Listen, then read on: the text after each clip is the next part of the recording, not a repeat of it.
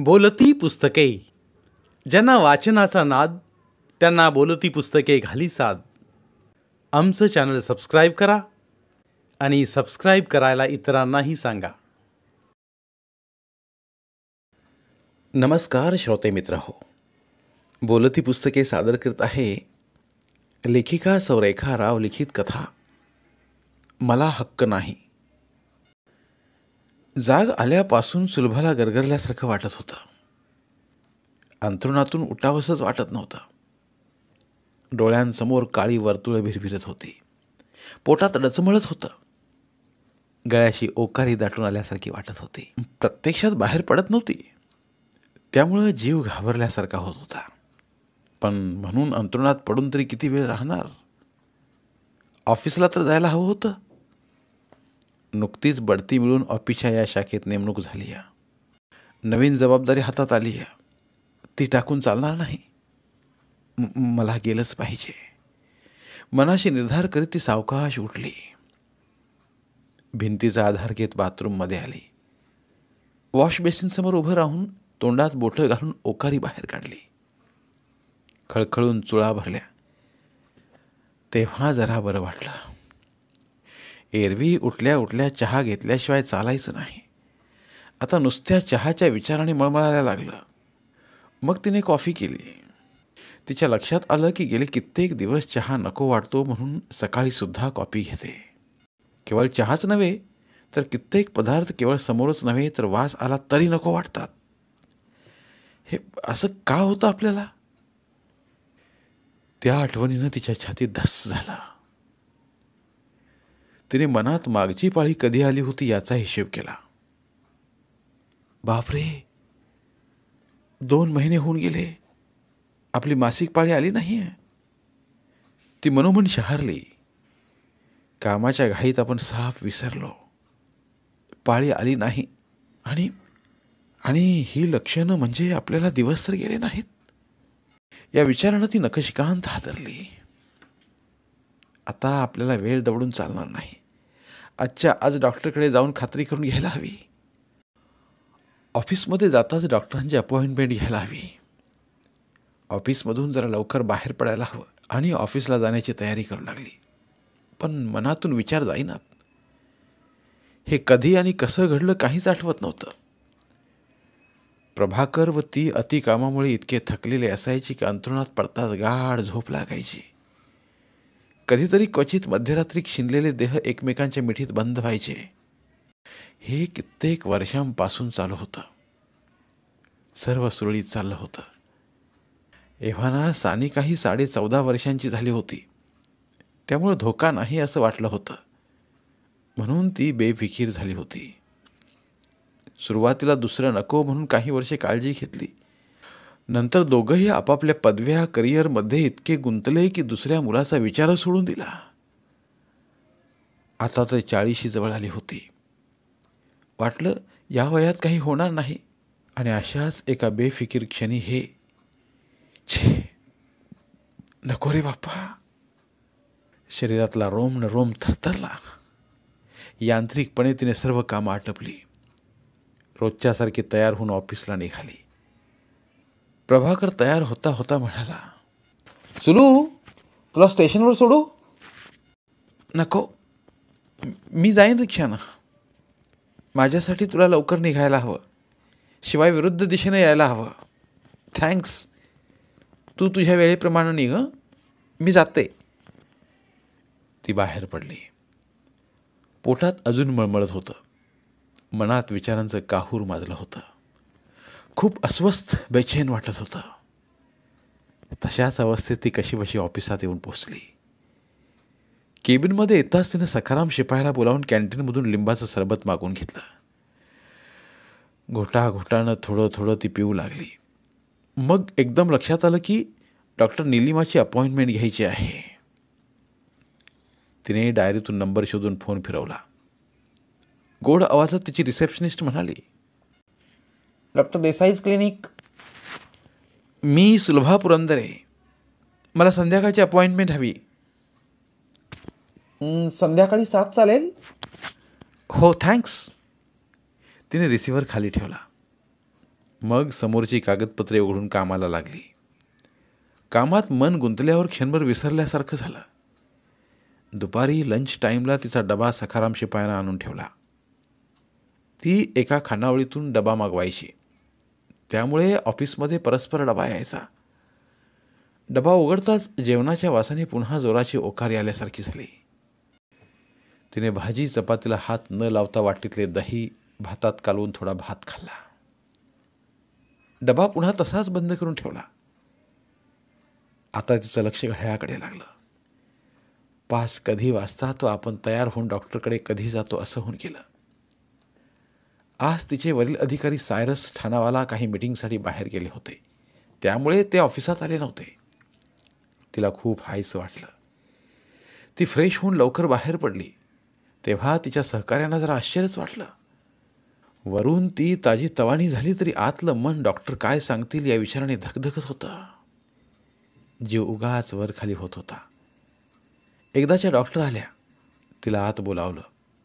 सुलभाला पाहून आश्चर्य वाटलं. काय सुलभा, सगळं ठीक आहे ना? सानिका काय म्हणते? ती ठीक आहे, माझाच जरा प्रॉब्लेम आहे. तिने तिची सविस्तर लक्षणे सांगितली. तशा डॉक्टरीनबाई म्हणाल्या, तुमच्या लक्षात कसं आलं नाही की मेनोपॉज होईपर्यंत स्त्री कधीही गर्भवती होऊ शकते हे? त्याचं काय झालं डॉक्टर, सुरुवातीची काही वर्षे आम्ही दुसरं नको म्हणून काळजी घेत होतो. मग आम्ही दोघंही अभ्यास, परीक्षा, करिअर यात दंग झालो. क्वचितच संबंध यायचा. बरं ते जाऊ देत, पण दिवस गेले असतील तर मला हे मूल नको आहे. आधी तुम्ही टेस्ट करून बघा. चला झोपा. त्याने तिला नीट तपासले. म्हणाल्या, शक्यता नाकारता येत नाही. खात्री पटण्यासाठी तुम्ही युरिन नर्सकडे द्या. उद्या फोन करा. डॉक्टर, या स्टेजवर ॲबॉर्शन होऊ शकेल ना? प्लीज काही करून तुम्ही लवकरात लवकर काढून टाका. तुम्ही प्रभाकरशी बोललाय काय? असा एकदम टोकाचा निर्णय घेऊ नका. सानिका तुम्हाला एकटीच आहे ना? तिला भावंड मिळेल तेव्हा वाढवायला हरकत नाही. त्यांच्या सांगण्यानं डोक्याच्या चिंध्या चिंध्या होत आहेत असं वाटलं, पण मनावर संयम ठेवून ती काहीच बोलली नाही. थँक्स डॉक्टर, निघते म्हणून जड श्वास घेऊन उदास मनाने घरी आली ती. प्रभाकरचा अजून पत्ता नव्हता. सानिका घरी येऊन क्लासला गेली होती. रमाबाई स्वयंपाक करून ठेवून निघून गेल्या होत्या. एरवी घरी आलं की प्रसन्न वाटायचं. दुसऱ्या दिवसाच्या कामाचे बेत मनात सुरू व्हायचे, पण अलीकडे गळून गेल्यासारखं वाटायचं. त्यात हा नवीन विचार नुसता डोकं पोखरीत होता. आत्ताच कुठं मनाप्रमाणे करिअरला सुरुवात झाली होती. कॉल सेंटरमधील नोकरी, घरकाम, सानिका सर्व सांभाळून फ्रेंचच्या परीक्षा दिल्या होत्या. त्यात चांगलं यश मिळाल्यानं व कम्प्युटरच्या परीक्षा दिल्यानं ही नोकरी मिळाली होती. प्रमोशन मिळून या नव्या शाखेत बदली झाली होती. छान बस्तान बसलं होतं, तर मध्येच हे काय झालं? छे छे, या वयात हा सगळा घोळ नकोच. मुळासकट उपटून टाकायचं. हो, तिने मनाचा निर्धार केला आणि तो विचार मनातून काढून टाकण्याचा प्रयत्न केला. तसा तोच विचार मनात भुंग्यासारखा परत परत झेपावू लागला. काही सुचेनासं झालं. फ्रेश होऊन ती अंथरुणात डोळे मिटून पडून राहिली. कधीतरी प्रभाकर आला. तिला पडून राहिलेलं पाहून म्हणाला, सुलभा, काय झालं? आज लवकर आलीस? हो, डॉक्टर नीलिमा देसाईंकडे जायचं होतं. का? Any problem? प्रभाकर, कसला नवरा रे तू? सदैव स्वतःच्या विश्वातच दंग. आजूबाजूला माणसं वावरतात, त्यांना काही होतं म्हणजे दुखणं, खुपणं, त्यांनाही भावना असतात, हे तुझ्या कधीच लक्षात येत नाही. तुझं जग सोडून दुसरंही जग आहे याचं भानच नसतं तुला. तू तुझं संशोधन, वाचन, नोकरी, बस. मी तुझ्या प्रेमात कशी पडले देव जाणे. I am sorry Julu. कामात बुडलो की सगळं विसरतं. यापुढं तसं होऊ देणार नाही मी. बरं सांग, डॉक्टर निलिमाकडे का गेली होतीस? तेच म्हणते ना मी. गेले कित्येक दिवस मी अस्वस्थ आहे. नाशिया, चक्कर याने हैराण झाले मी. पण तुझ्या लक्षात आलंय? अरे अरे माझी पाळी चुकली आहे म्हणून डॉक्टरकडे गेले होते. त्यांना दाट संशय आहे की मला दिवस. वा वा, काय हार्दिक अभिनंदन. इतक्या वर्षानंतर सानिकाला भावंड होणार आणि मला पुन्हा बाप होण्याचा मान मिळणार. वा वा वा वा. काय, मला हे मूल नको आहे. उद्या नक्की कळेल. असेल तर मी काढून टाकणार आहे. काय, काढून टाकणार? अगं, डोक्यात एकदम अशी राग घालून घेऊ नकोस. जरा सबुरीनं घे. आता आपली सानिका चांगली 14 वर्षांची झाली आहे. आपली परिस्थिती ही खूप सुधारली आहे. आपण 2 काय 3 मुलं सुद्धा अफोर्ड करू शकतो. जागेचा पैशाचा कसलाच प्रश्न नाही. ते खरं रे, पण खस्ता कोण खाणार? 9 महिने पोटात कोण वाढवणार ते? मीच ना. अरे, तुझं स्वप्न पूर्ण झालं. तुला जर्मन भाषेत संशोधन करायचं होतं, डॉक्टरेट घ्यायची होती, त्यासाठी परदेशी जायचं होतं. ते तू केलंस, अजून करतोस. पण माझं काय? मला मन नाही, माझी स्वप्न नाहीत.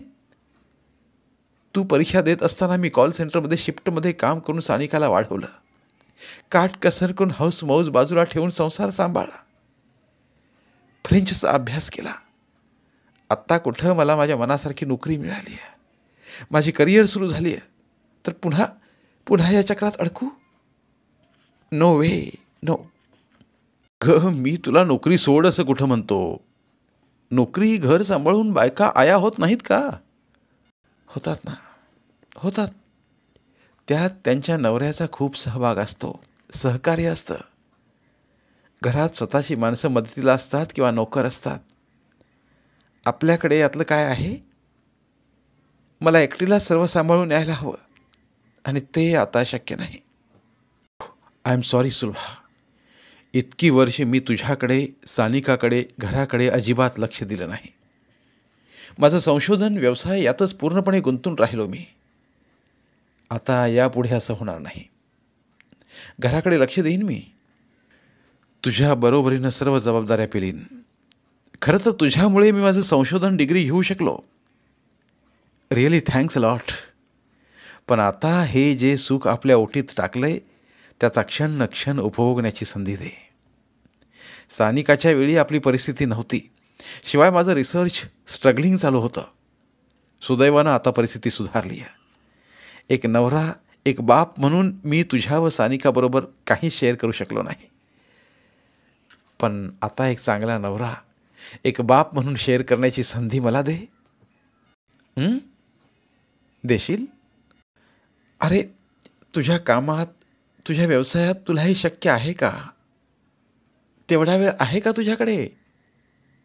9 महिने मी उदरात वाढवीन रे, पण त्यानंतर वेळोवेळी रजा घेऊन घरी राहणे मला शक्य होणार नाही. उगाच बाळाची फरफट व्हायची. केवळ बाळाला जन्म देऊन चालत नाही रे. त्यानंतरच्या सर्व जबाबदाऱ्या, कर्तव्य नीट पार पाडावी लागतात. आता मला ते शक्य नाही. शिवाय इतक्या वर्षांच्या गॅपनंतर हे मूल म्हणजे लोक काय म्हणतील? सानिकाला काय वाटेल? लोकांचं सोड. आपल्याला काय हवंय ते आपण ठरवायचं. लोकांची, समाजाची काळजी करायची नाही. शिवाय सानिकाला एक भावंड मिळेल, तिला हा आनंदच होईल. आपल्यानंतर आपल्यासाठी सख्ख कुणी आहे, ही सुरक्षितता किती मोठी आहे हे तुला नाही कळणार. ते खरं रे, पण सानिका लहान नाही आता. चांगली 14.5 वर्षांची आहे. तिची प्रतिक्रिया काय असेल या विचारानेच मला कसंच होतं. तिला आपण समजावू. वयापेक्षा ती खूप मॅच्युअर आहे. तू काळजी करू नकोस. बघ, मग पाय मागे घ्यायचं नाही. God promise. तुझी शपथ. तिच्या डोक्यावर हात ठेवून तो म्हणाला. किती दिवसांनी असा पूर्वीचा म्हणजे लग्नाआधीचा प्रभाकर बोलतोय असं तिला वाटलं. नाहीतर मी काय राक्षसासारखा वागतो? नेमका तसा नाही रे, पण सदैव स्वतःच्या दुनियेत इतका दंग असतोस की हूं हूं किंवा नाही या पलीकडे काही बोलतच नाहीस. कशात रस घेत नाहीस. कुठे आमच्याबरोबर येत नाहीस. मग मग मी व सानिका एकमेकींना कंपनी देतो. अलीकडे तीही तिचा क्लास, अभ्यास, मैत्रिणी, शॉपिंग यात बिझी असते. मग मी ठरवलं मी सुद्धा काहीतरी करावं. मलाही माझं असं एक व्यक्तिमत्व आहे, शिक्षण आहे, पण मी माझ्या कामात, विश्वात स्वतःला बुडवून घेतलं पाहिजे. छान केलंस. तू फ्रेंचमध्ये पहिली आलीस. MCA केलंस तेव्हा फार अभिमान वाटला तुझा मला. You R great Sulu. या पुढच्या तुझ्या वाटचालीत मी माझ्या परीनं खूप सहकार्य करीन. पण आपला हा अंकुराखाली तोडू नकोस प्लीज. अरे अरे किती भावनाशील होतोयस तू. अजून कुठे काय कन्फर्म झालं आहे? शिवाय तुला सांगितल्याशिवाय मी एकदम ॲबॉर्शन करणार नाही. नक्की? Promise? Thank God. You so nice. पुरे पुरे. हरभऱ्याच्या झाडावर चढवणं पुरं झालं आता. आता एकत्र जेवायला बसायचं का? की काही काम आहे? बसूया. सानिका कुठे? नशीब तुझ्या लक्षात आलं. आज ती मैत्रिणीकडे राहणार आहे. मगाशी फोन आला होता तिचा. बऱ्याच महिन्यानंतर दोघं एकत्र जेवायला बसले. नाहीतर प्रत्येकाच्या वेळा वेगवेगळ्या. प्रभाकर सोयीप्रमाणे जेवायचं नाही तर बाहेरूनच काहीतरी खाऊन यायचा. कधीकधी सानिका व सुलभा एकत्र जेवायच्या. मग सानिका खोलीत निघून जायची. सुलभा किचनमधल्या टेबलावर बसून स्वतःचं काम करायची. मूड आला तर हॉलमध्ये बसून TV पाहायची. प्रभाकरचं काही निश्चित नसायचं. भूक असेल तर जेवायचा, नाहीतर स्टडीत जाऊन मध्यरात्र उलटेपर्यंत काम करीत राहायचा. एका छपराखाली 3 माणसं अनोळख्याप्रमाणे राहायची. क्वचितच संवाद व्हायचा. कुणाकडे वेळच नसायचा. मग एकमेकांचं सुखदुःख शेअर करणं दूरच. आता सुलभालाही त्याची सवय झाली होती. आज बऱ्याच काळानंतर प्रभाकर मनापासून बोलला. तिच्याबरोबर जेवला. तसं सुलभाला बरं वाटलं. मनावरचा ताण बराच हलका झाला. दुसऱ्या दिवशी सकाळीही जरा फ्रेश वाटलं. तेव्हा मनात आलं, शरीराच्या दुखण्यापेक्षा मनाचं दुखणंच अधिक असतं. रोज आपल्याला अंथरुणातून उठूच नाही असं वाटतं. इतकं गळून गेल्यासारखं होतं. पण आज मग स्वतःशीच हसू आलं. काही असो, आज आठवणीनं डॉक्टर निलिमाला फोन करून विचारायला हवं. सानिकाचा अजून पत्ता नव्हता. घरी येते की तिथूनच शाळेत जाते काही कळत नव्हतं. फोन करून विचारावं का असं मनात येत असताना स्वयंपाकाच्या रमाबाई आल्या. सुलभाला निश्चिंत वाटलं. तिला सूचना देऊन ती ऑफिससाठी तयार झाली. रिक्षानं स्टेशनवर आली. आता गाडीत चढायची चढाओढ. खरं तर वरची पोस्ट मिळाल्यावर ऑफिसची गाडी मिळायला हवी होती. परंतु अजून वरिष्ठांकडून मंजुरी आली नव्हती. किती महिने लागतील देव जाणे. लवकर आली तर किती बरं होईल. रोजचा रिक्षा गाडीचा प्रवासाचा थकवा वाचेल. एक दीर्घ सुस्कारा सोडून गाडीत चढली. ऑफिसमध्ये पोहोचताच खूप गळून गेल्यासारखं वाटलं. नेहमीसारखं लिंबाचं सरबत मागवलं. मग कामाला सुरुवात केली. पण कामात लक्ष लागेना. रिझल्ट काय असेल, मग काय करायचं हाच विचार मनात पुन्हा पुन्हा येत होता. 11 वाजले तर सुलभानं डॉक्टर निलिमाचा फोन फिरवला. रिसेप्शनिस्टने डॉक्टरीनबाईंना दिला. गुड मॉर्निंग डॉक्टर, मी सुलभा पुरंदरे बोलते. अभिनंदन, हार्दिक अभिनंदन. डॉक्टर, म्हणजे कन्फर्म आहे? हो, 7 आठवडे झालेत.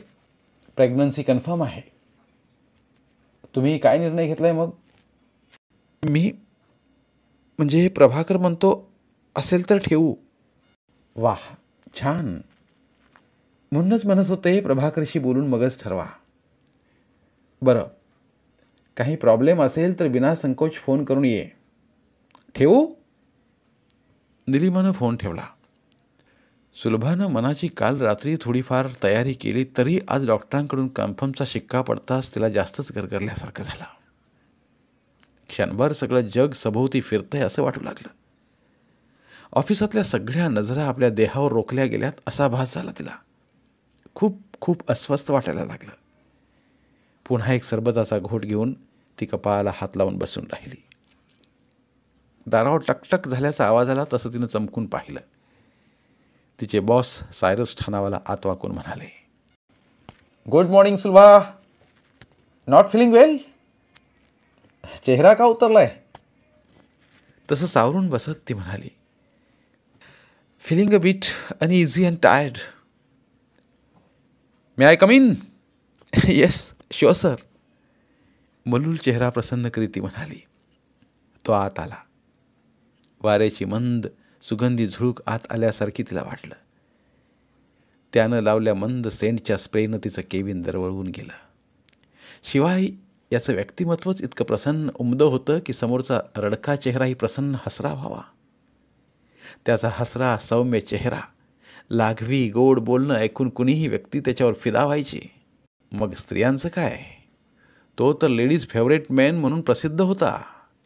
या शाखेत बदलून आल्यापासून सुलभाला त्याचा अनुभव येत होता. ती त्याच्याच हाताखाली काम करीत होती. त्याचं चौफेर ज्ञान, निर्णय क्षमता, भाषा प्रभुत्व पाहून अचंबित होत होती. कुठल्याही विषयावरील सखोल ज्ञान व मत समोरच्या व्यक्तीला सहजपणे पटवून देण्याचं कसब पाहून खूपच प्रभावित होत होती. त्यामुळं त्याच्या हाताखाली काम करायला मजा येत होती. तसेच एक आव्हान वाटत होतं. अनेक कंपन्यात बऱ्याच पदावर काम केल्यामुळे त्याला अनुभवही खूप होता. मुख्य म्हणजे निगर्वी होता तो. आपण साहेब आहोत हा अहंभाव नव्हता. त्यामुळं सुलभाला त्याच्या हाताखाली काम करताना दडपण येत नव्हतं. हे पहा सुलभा, तुम्हाला बरं वाटत नसेल तर तुम्ही घरी जाऊ शकता. शुद्ध मराठीत तो म्हणाला. ग्रँट रोडच्या मध्यवर्ती पारशी कॉलनीत बरीच वर्षे राहिल्याने त्याला मराठी खूप छान बोलता येत होतं. आता जरी वाळकेश्वराच्या आलिशान फ्लॅटमध्ये राहत असला तरी ग्रँट रोडच्या जुन्या घरी जाणे येणे होते. तिथे त्याची आई व बहीण राहायची. नो सर, काही वेळात बरं वाटेल. कॉफी मागू? No thanks. सायरस त्याच्या केबिनमध्ये गेला. सुलभा रेस्टरूममध्ये जाऊन फ्रेश होऊन आली. तिनं कामाला सुरुवात केली. 2 वेळा सायरसने इंटरकॉमवरून तिच्या तब्येतीची चौकशी केली. संध्याकाळी ऑफिसहून निघताना विचारलं, सुलभा गाडीने सोडू? नो सर, मिस्टर पुरंदरे घ्यायला येणार आहेत. थँक्स. तिने फोन ठेवला. Okay then take care. ऐनवेळी आपल्याला थाप कशी सुचली तिचं तिला आश्चर्य वाटलं. त्याचवेळी मनात आलं, प्रभाकरला डॉक्टरांनी काय सांगितलं याची आठवणही झाली नाही. एकदा कामात बुडाला की बस. अशा स्थितीत हा गर्व ठेवावा का नाही याच्यावर भरोसा ठेवून राहिलो तर नकोच. मनानं पुन्हा कौल दिला. रात्री कधीतरी प्रभाकर आला. येताच म्हणाला, अभिनंदन सुलभा, तुझं हार्दिक स्वागत. आपल्याला काही कळलंच नाही असं दाखवी ती म्हणाली. कशाबद्दल? कशाबद्दल काय? अगं मला पुन्हा बाप होण्याचा चान्स दिल्याबद्दल. म्हणजे तुला माहीत आहे? अगं आज डॉक्टर निलिमा सांगणार होत्या ना, मी सरळ त्यांनाच फोन केला. Thanks lot Sulo. सांग सांग, आता तुझी काय सेवा करू? पुरे. वेळेवर हातपाय धुवून जेवायला या. अशीच माझ्यावर कृपा ठेवा म्हणजे झालं. हो, केवळ आजच्यापुरती नाही. चांगला नवरा व चांगला बाप ही कर्तव्य नीट शेवटपर्यंत पार पाडायची असतील तर कायम निभवावी लागतील. नाहीतर मी नको हो, असा विचार पुन्हा डोक्यात आणू नकोस प्लीज. तिचा हात हातात घेतो दाबीत म्हणाला. तिनं ठरवलं, पाहू काही दिवस. एक संधी द्यायला काही हरकत नाही. मग विचार करत म्हणाली, सानिकाचं काय? तिला कसं सांगायचं? मला वाटतं आई या नात्याने तू तिला हळूवार नीट सांगू शकशील. काय वाटतं तुला? ठीक आहे, बघते. संधी साधून तिच्या कानावर घालते. Thanks again. प्रभाकरनं म्हटल्याप्रमाणे शक्य होईल तितकी सुलभाची काळजी घेत होता तो. वेळेवर घरी येत होता, घरात लक्ष देत होता, सानिकाच्या अभ्यासात मदत करीत होता, तिची विचारपूस करीत होता. त्याचं हे बदललेलं वागणं पाहून सुलभाला बरं वाटलं. तिनं गर्भ ठेवण्याचा विचार केला. सुलभाची ही गोड बातमी ऑफिसमध्ये कळली. एकमेकांत नेत्रसंकेत झाले, थोडीशी कुजबूजही झाली. सुलभानं त्याकडे संपूर्ण दुर्लक्ष केलं आणि आपलं मन पूर्णपणे कामात घातलं. या कारणामुळे आपल्या कामात कसलीही कसर किंवा दिरंगाई होणार नाही याची ती खबरदारी घ्यायची. उशिरापर्यंत बसून आपलं काम चोखपणे व्यवस्थित करायची. तिच्या कामातील शिस्तबद्धता, चोखपणा पाहून सायरसही खुश झाला. त्याला जेव्हा तिची बातमी कळली तेव्हा तिचं अभिनंदन करून म्हणाला, congratulations, it's a great news. कसलीही मदत लागली तर हैगई करू नकोस. Thank you sir. त्याच्या बोलण्याने तिला उमेद आली. ती कामात अधिक रस घेऊ लागली. सायरसच्या मदतीनं नव्या नव्या जबाबदाऱ्या, आव्हानं पेलू लागली. त्यात एक स्त्री असण्याचा, आई होण्याचा कसलाच अडसर मध्ये येत नव्हता. एका दक्ष पुरुषाप्रमाणे ती सर्व जबाबदाऱ्या नीटपणे पार पाडित होती. त्यामुळे ऑफिसात तिचा एक दरारा निर्माण झाला. वरिष्ठांकडून, इतरांकडून तिच्या कामाची पावती मिळत होती. कुणाला नावं ठेवायला जागाच देत नव्हती ती. दिवस, महिने पळत होते. कामाच्या जोडीला स्वतःची तब्येत सांभाळून डॉक्टरांची औषधं, सल्ला घेऊन सुलभा नियमित ऑफिसला जात होती. आता तिला ऑफिसची गाडी आली होती. तिने पूर्ण वेळचा ड्रायव्हर ठेवला होता.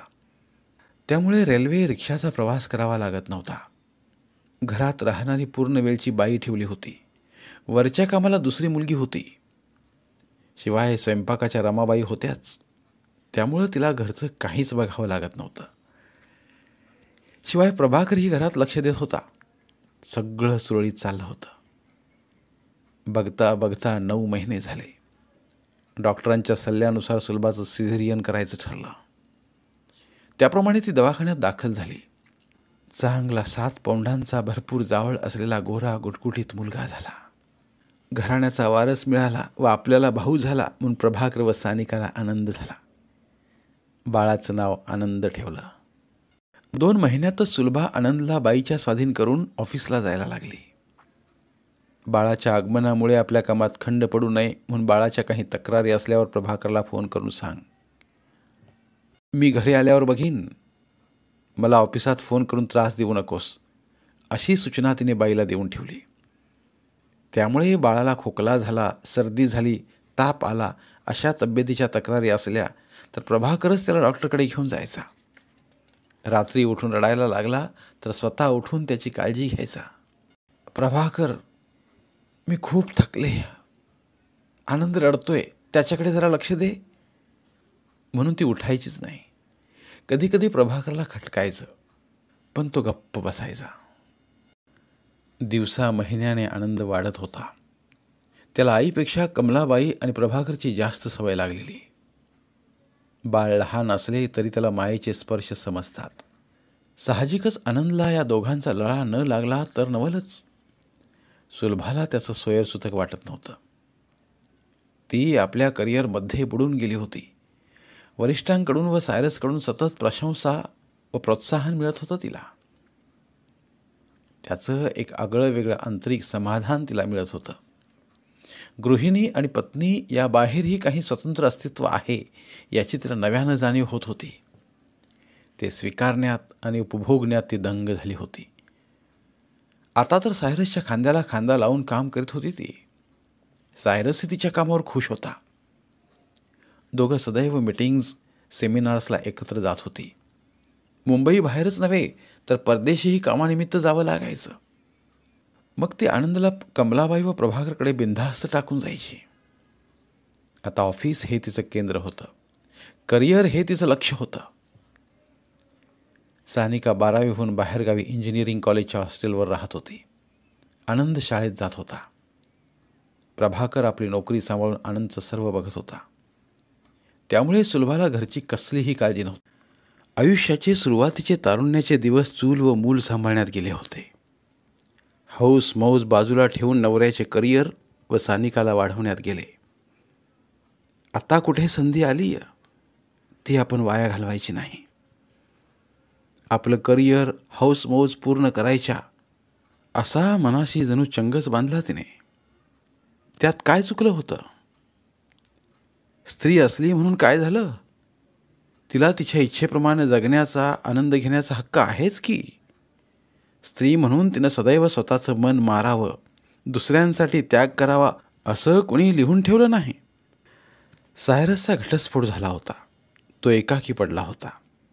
कळत नकळत सुलभाच्या सहवासात फुलत होता तो. दिवसातले अनेक तास एकत्र काम केल्यावर एकमेकांच्या आवडी माहीत झाल्या होत्या.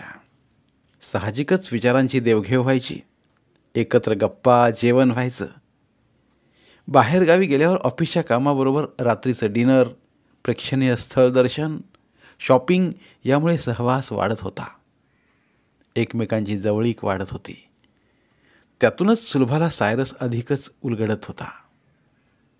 त्याचा उमदा प्रेमळ स्वभाव, त्याच्या आवडीनिवडी कळत गेल्या. तो केवळ हुशारच नव्हे तर चांगला प्रेमळ. त्याचबरोबर प्रभाकरच्या स्वभावातील त्रुटी प्रकर्षाने जाणवू लागल्या. नकळत ती सायरसमध्ये गुंतत चालली. एकमेकांशिवाय दोघांना चैन पडेना. सुट्टीच्या दिवशी दोघं सिनेमाला, लॉंग ड्राईव्हला, नाटकाला जाऊ लागली. 1-2 वेळा प्रभाकरनं तिला टोकलं. तशी ती चिडून म्हणाली, हो, सायरसबरोबर सिनेमाला, नाटकाला जाते. तुला त्याची आवड नाही, मग मी काय करू? अगं, पण लोक कुजबुजतात, नावं ठेवतात. ठेवू देत. I don't care.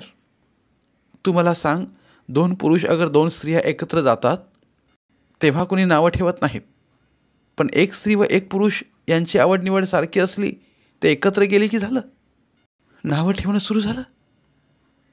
स्त्री व पुरुषाने मैत्री करूच नाही का? 21वे शतक सुरू झालं तरी आपली मनस्थिती सुधारत नाही याचं दुःख होतं. अगं, शुद्ध मैत्री तीही ऑफिसपुरती ठीक आहे, पण हे सुट्टीच्या दिवशी एकत्र भेटणं जाणं म्हणजे. हे बघ प्रभाकर, मी कसं वागावं आणि कसं वागू नये याचे धडे मला नकोत. माझ्या मनाला जे पटतं ते आवडतं ते मी करणार. इतकी वर्षे मी खूप सोसलं. माझं मन मारून तुझं करिअर, तुझा संसार उभा केला मी. सानिकाला एका हाती वाढवलं. आता मला माझ्या इच्छेप्रमाणे, मनाप्रमाणे वागण्याचा हक्क नाही का? आहे ना, आहे. मी कुठं नाही म्हणतो. पण असं ताळतंत्र सोडून मुलांकडे, घराकडे दुर्लक्ष करून वाटेल तसं वागणं मला पसंत नाही. काही काळ मी घर संसाराकडे दुर्लक्ष केलं याची मी भरपाई करतोय ना. माझा व्यवसाय सोडून पार्ट टाईमची नोकरी घेतली. कन्सल्टिंग सुरू केलं आनंदकडे लक्ष द्यायला. त्यात तू काय विशेष केलंस? आनंदचा जन्म होण्यापूर्वी आपलं तसंच ठरलं होतं ना. त्याच अटीवर तर मी त्याला जन्म दिला. नाहीतर. हो, ते सगळं खरं ग. पण एक आई म्हणून कधी त्याला जवळ घेत नाहीयेस, वेळ देत नाहीयेस, त्याच्या शाळेच्या कार्यक्रमाला जात नाहीस. हे ठीक आहे का? तुम्ही जाताय ना, झालं तर मग काय ठीक, काय ठीक नाही याचा विचार करायला मला वेळ नाही. सानिका लहान असताना तिच्या सर्व कार्यक्रमांना मी एकटीच जायची. तिचा अभ्यास, तिचं आजारपण, तिचं हवं नको मी एकटीच बघायचे. आता तुम्ही आनंदचं बघता, मग माझ्याकडून उगाच का अपेक्षा करता? माझं सोड ग, पण त्याची आई म्हणून त्याच्या काही अपेक्षा असतीलच की. असू देत. तो सगळा विचार करायला मला वेळ नाही. तू उगीच लहान सहान गोष्टी उकरून माझं डोकं खाऊ नकोस. त्यालाही माझ्याविषयी भडकवू नकोस. ऑफिसचं टेन्शन मला भरपूर आहे. काही ना काही गोष्टीवरून घरात रोज रोज वाद व्हायला लागले. ती रागाने जास्तीत जास्त वेळ बाहेर राहू लागली. ऑफिसमध्ये उशिरापर्यंत बसू लागली. सायरसला घरातल्या गोष्टी मोकळेपणाने सांगू लागली. कुणाकडे मन मोकळं केलं की बरं वाटतं ना. निचरा होण्यानं जखमही बरी होते. मग मनाचं काय? त्यावर कुणी मायेची हळूवार फुंकर घातली तरी बरं वाटतं. सायरस ही बायकोच्या घटस्फोटाने दुखावलेला, आपली बायको कशी उद्धट आहे, आपलं घर पैसा सोनं उकळून आपल्याच मित्राबरोबर कशी निघून गेली, आपल्याला कसं फसवलं याची कहाणी त्याने ऐकवली. दोन दुखावलेली मनं न जाणता एकत्र कधी आली समजलंच नाही. आता दोघांना एकमेकांशिवाय चैन पडेना. एव्हाना सानिका इंजिनियर होऊन नोकरीला लागलेली. तिने तिच्याच ऑफिसातील एका तमिळ मुलाशी लग्न जमवलं. नकार करण्याचा प्रश्नच नव्हता. त्यांच्या इच्छेप्रमाणे दोघांनी रजिस्टर पद्धतीने लग्न केलं आणि अमेरिकेला निघून गेले. सुलभानं निर्णय घेतला, घरातल्या रोजच्या वादांना व भांडणाला पूर्णविराम द्यायचा. सायरसशी लग्न करायचं. पुढचं आयुष्य त्याच्याबरोबर सुखानं घालवायचं. तिनं प्रभाकर समोर प्रस्ताव मांडला. म्हणाली, प्रभाकर, आता आपणाला एकमेकांचा सहवासच काय, नजरभेट ही नकोशी झाली. उगाच एका छपराखाली राहून रोज भांडण्यापेक्षा वेगळं राहिलेलं बरं. मला तू घटस्फोट दे आणि मोकळं कर.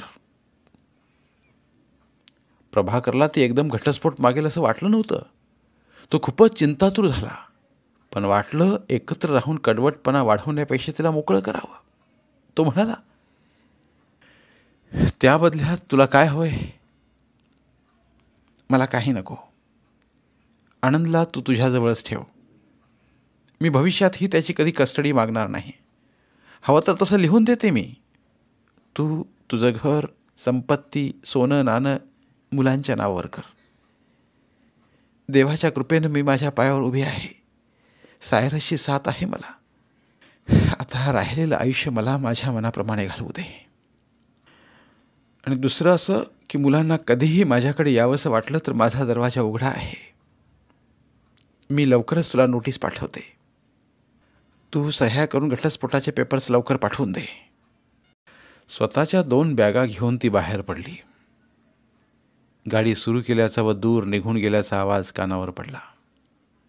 प्रभाकर सुन्न होऊन पाहत राहिला. सभोवती त्याला मोठी पोकळी जाणवू लागली. विषण्ण मनाने तो तसाच बसून राहिला. असा किती वेळ गेला कोण जाणे. आवाज करीत लॅच उघडून आनंद क्लासहून आला. आल्या आल्या म्हणाला, डॅडी, उद्या आपण क्रिस बघायला जायचं ना? नक्की? तुम्ही प्रॉमिस केलंय? हो हो हो हो बेटा, हो, जरूर जाऊया. पण आता मला सांग, बोर्नव्हिटाबरोबर तू काय खाणार? केक, वेफर्स की सँडविच? सँडविच आणि केक, नो बोर्नव्हिटा. ओके. म्हणून तू उत्साहाने स्वयंपाकघरात गेला. आयुष्यात एक नवी दिशा, नवा साक्षात्कार मिळाल्याचा आनंद त्याला झाला. धन्यवाद. पुन्हा भेटूया एका नवीन कथेसह.